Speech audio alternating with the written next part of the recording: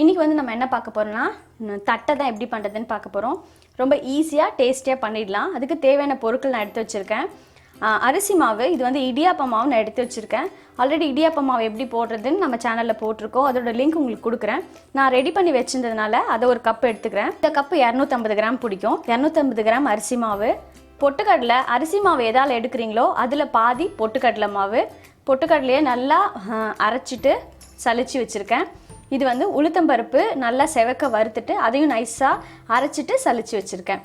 மிளகுத்தூள், தேவையான அளவுக்கு உப்பு, 1 டீஸ்பூன் அளவுக்கு மிளகாய்த்தூள், பூண்டு நல்லா ஒரு 5-6 பல் வந்து மிக்சியில் போட்டு அரைச்சி வச்சுருக்கேன். கடலைப்பருப்பு ஒரு 2 டேபிள் ஸ்பூன் அளவுக்கு ஒரு அரை மணி நேரத்துக்கு முன்னாடி தண்ணியில் ஊற வச்சு எடுத்து வச்சுருக்கேன். பெருங்காயம், பட்டர் வந்து 1 டேபிள் ஸ்பூன் அளவுக்கு, கருவேப்பிலை பொடியாக கட் பண்ணது, ஒரு அரை டீஸ்பூன் அளவுக்கு எள்ளு. இது மட்டும்தான் தேவையான பொருட்கள். இப்போ இது எல்லாத்தையும் நம்ம ஒன்றா மிக்ஸ் பண்ணிக்கலாம். இப்போது இந்த மாதிரி ஒரு பெரிய பாத்திரம் எடுத்துக்கோங்க. நம்ம எடுத்து வச்ச எல்லாத்தையும் இதில் சேர்த்துக்கலாம். அரிசி மாவு, எல்லா மாவுமே சலிச்சுக்கோங்க. சலிச்சுட்டு செஞ்சால் தான் உங்களுக்கு நீங்கள் முறுக்கோ எது செஞ்சாலும் வெடிக்காமல் இருக்கும். நீங்கள் எண்ணெயில் போடும்போது பொட்டுக்கடலை மாவு 1 கப், அரிசி மாவு அரை கப், பொட்டுக்கடலை மாவு, உளுந்து மாவு 1 டேபிள் ஸ்பூன் அளவுக்கு போதும்.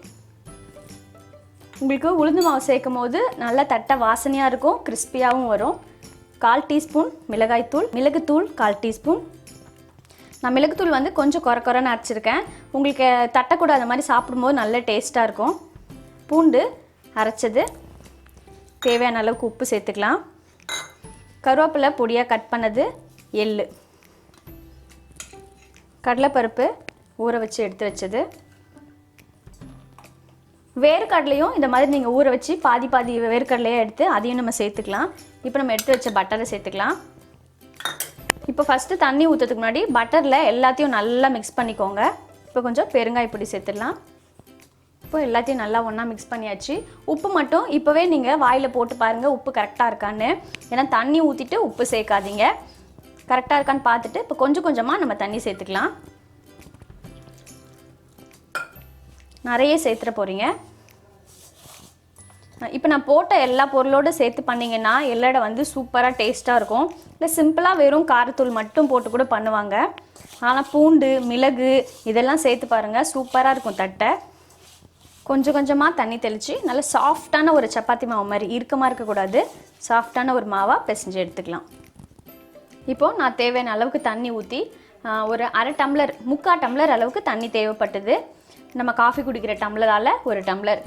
இப்போ சாஃப்டாக இங்கே பாருங்கள், இந்த அளவுக்கு பிசைஞ்சு வச்சுக்கோங்க. அதே சமயம் கடலைப்பருப்பு கொஞ்சமாக சேர்த்துக்கோங்க. ஏன்னா நீங்கள் தட்டும்போது உடஞ்சி போயிடும், அதனால் கொஞ்சமாக சேர்த்துட்டா போதும். இப்போ வந்து இது ஒரு பக்கம் ஒரு 5 நிமிஷம் ஊறட்டும். நம்ம எண்ணெய் காய வச்சிடலாம். அது காஞ்சிட்டு இருக்கிறதுக்குள்ளே நம்ம வந்து தட்டை வந்து தட்டிடலாம். இப்போ வந்து நல்லா ஒரு 5 நிமிஷம் ஆயிடுத்து.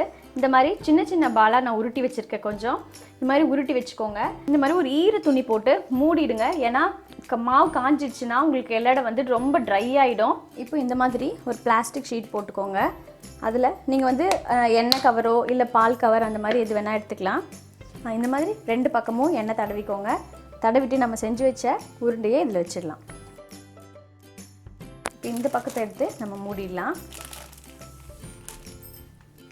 இப்போ மூடிட்டு ஒரு பக்கத்தோட ஷீட் எடுத்து மூடிடுங்க. இந்த மாதிரி ஃப்ளாட்டாக இருக்கிற ஒரு பாத்திரம் எடுத்துகிட்டு நல்லா ப்ரெஸ் பண்ணிக்கோங்க. சென்டராக வச்சு ப்ரெஸ் பண்ணிக்கோங்க.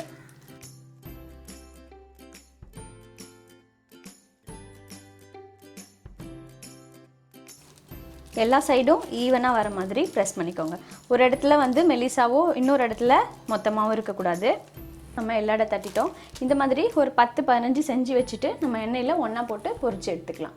இப்போ வந்து நம்ம எல்லடை வந்து ஒரு 5 எல்லடை மட்டும் நான் தட்டியிருக்கேன். எண்ணெய் வந்து காஞ்சிருக்கு. எண்ணெய் காஞ்சிச்சான்னு செக் பண்ணுறதுக்கு இந்த மாதிரி ஒரு சின்ன பீஸ் உருட்டி போடுங்க. டக்குன்னு மேலே வந்ததுன்னா நம்ம எண்ணெய் கரெக்டாக காஞ்சிருக்குன்னு அர்த்தம். இப்போ நம்ம தட்டி வச்ச எல்லடை இதில் சேர்த்துக்கலாம்.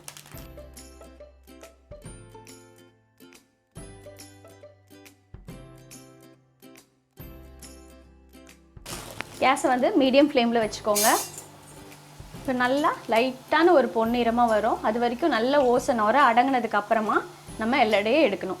ஒரு பக்கம் கொஞ்சம் நல்லா வெந்ததுக்கு அப்புறமா இன்னொரு பக்கம் நம்ம திருப்பிக்கலாம்.